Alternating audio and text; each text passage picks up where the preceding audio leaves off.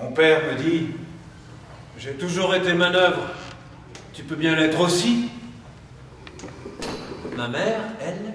Oh bah, je veux bien, mon ptio, si tu gagnes un peu.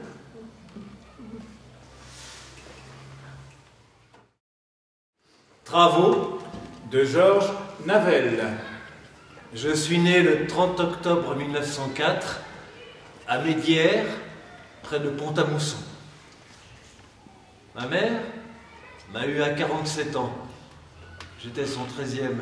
Je l'ai toujours connue comme une mère, comme une femme dont la beauté ne compte pas, mais seulement la bonté, la chaleur, la main à tartine. Dans le village, toutes les mères se ressemblaient. C'étaient des femmes à rides et à larmes. Leurs mains tannées sentaient l'ail. La mienne avait beaucoup pleuré. Elle avait des lacs de larmes derrière ses lunettes, Mais le reste du visage, du front à la bouche, continuait de sourire, la voix aussi. Je ne sais pas comment elle trouvait le temps de tenir son ménage, de préparer les repas. Je la voyais pétrir la pâte et cuire le pain de la semaine dans le four commun de la maison, mettre en bouteille les mirabelles, les pois, les haricots verts, les conserves pour les provisions d'hiver. Quand elle descend du bois, une brouette bien chargée, la première femme qu'elle croise lui dit « Bernavel, vous êtes un vrai cheval !» À l'école, je souffre d'être enfermé. À 10 ans, je ne sais rien de plus, tout juste que faire une addition, lire couramment et écrire, avec quelque embarras pour tracer les majuscules. J'apprends plus avec les livres de la bibliothèque de l'école que me prête notre instituteur. Rares étaient les pères de famille satisfaits de l'aide de leur fils. Mon père appelait avec amertume les siens les trimardeurs. Avec moi, il était plus tendre. J'étais le dernier, le dimanche matin. Quand il rentrait du jardin... Sur sa brouette, une feuille de chou pleine de fraises que ses grosses mains me tendent. Et les jours de paye, des cacahuètes ou des oranges. Jusqu'à 7 ans, il me fait danser sur son ventre dans le grand lit des parents les dimanches matins en hiver. À la sortie de l'école, à 11 h, je lui portais son panier à l'usine, au crassier. Le crassier, c'était une haute pyramide qui grossissait de toutes les scories qu'apportait le coucou, une petite locomotive tirant des wagonnets.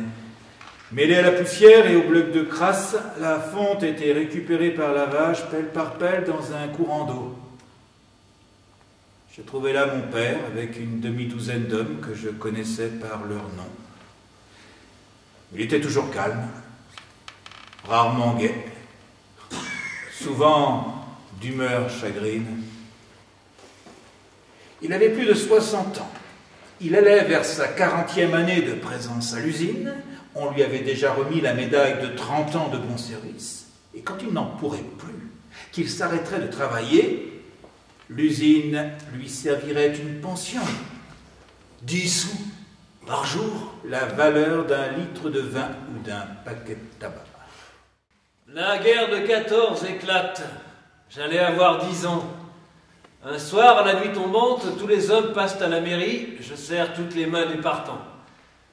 Le lendemain, sciant du bois, joyeusement, je m'écrie quand passe la vieille propriétaire. C'est la guerre, on ne paie plus, demain les Français seront à messe. C'est la guerre, on ne paie plus, demain les... Un mois après, les Allemands étaient chez nous, mangeant nos mirabelles. Avec la guerre, évacué de Médières dans un convoi d'enfants, je suis parti en Algérie, à Youssouf. Déçu de n'y trouver ni lion, ni sauvage, ni cocotier. À Lyon, nous habitions une maison à taudis.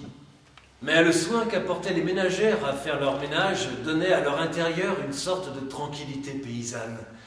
J'oubliais vite que nous étions garnis. Nous n'étions pas encore tous rassemblés à Lyon. Jeanne, une de mes grandes sœurs, travaillait aux poudres du parc d'artillerie. Hélène, la plus jeune, était apprentie modiste. Mon père, lui, travaillait dans une brasserie. Les 3 salaires suffisaient largement à nous faire vivre. Au marché, ma mère sortait sans douleur des billets de son porte-monnaie. Elle s'y promenait avec autant de plaisir que dans les champs. C'est beau l'abondance. Petits pois, haricots verts, groseilles. Sur un bon kilomètre, marchand de beurre, de volailles, de légumes, de fruits, sous les ombrages des quais du Rhône. C'était pourtant la guerre.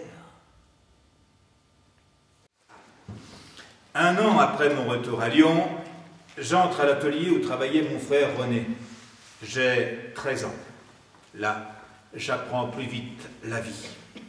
René décabosse au maillet des casques qui viennent du front, des femmes dégrafent les coiffes de cuir pour les débarrasser de la sueur et du sang.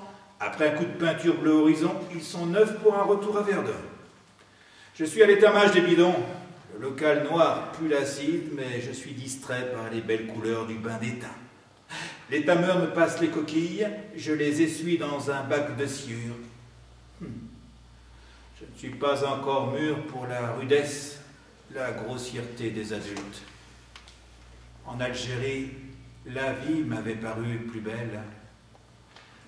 Ici, Risque d'accident dans tous les métiers, chute des maçons de leur échafaudage, chute des charpentiers, scierie, mains mutilées des ouvriers. La vie à l'atelier, pour toujours, commence à me faire peur. c'est loin la mort. Est-ce qu'on est forcé de vivre jusqu'au bout? René, Ouais, c'est quoi le meilleur métier? rentier. Plus tard, je suis entré dans un autre atelier en grattant mon livret de travail pour me donner 15 ans. Alors, admis. J'ai barbe à l'étau, des pièces de fonderie pour usage de guerre. L'étau, les limes. Je me crois en train d'apprendre le métier de mécanicien. Encore une fois, j'ai un bon salaire. Je ne songe pas aux difficultés que rencontrent les petits prolétaires qui doivent apprendre un métier. Seule ma jugeote et le hasard me guident.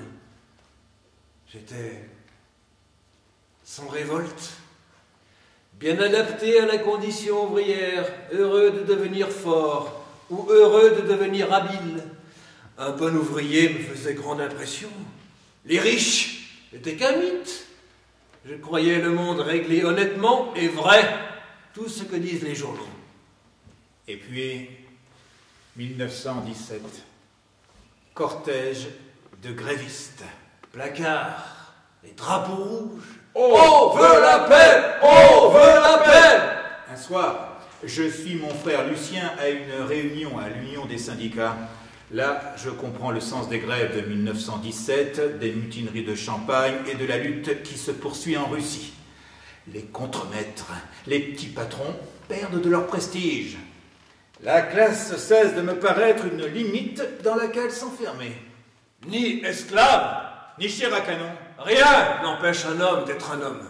Eh bien, jamais des ouvriers n'avaient fait sur moi aussi vive impression.